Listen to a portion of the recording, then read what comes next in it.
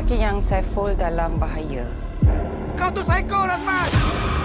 Polis dah jumpa connection you dengan Encik Razman. Selagi kau dalam duniaku, kau takkan jumpa jalan keluar.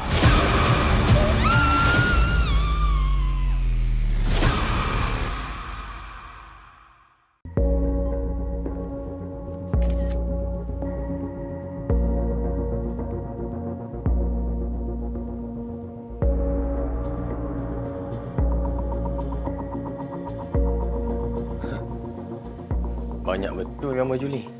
Dia obses ke apa ni? Diorang study sama-sama masa kat London dulu. Oh, ni mesti kes ex-boyfriend tak boleh move on ni kan? Cik Lena, ada note daripada Sarah. Sarah yang sama ke apa ni? Macam?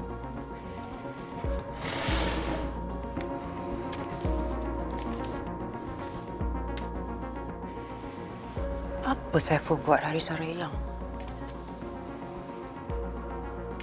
Kita nak kena verify yang tulisan tu tulisan Sarah.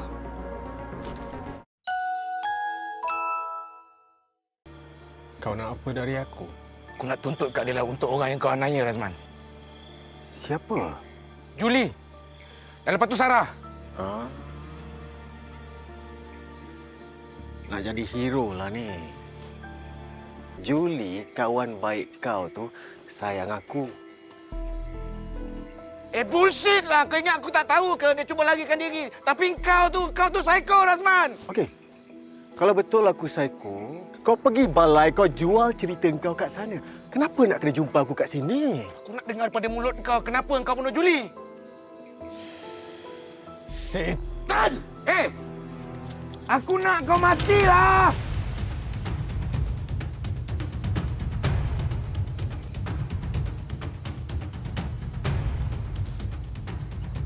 Nak tembak?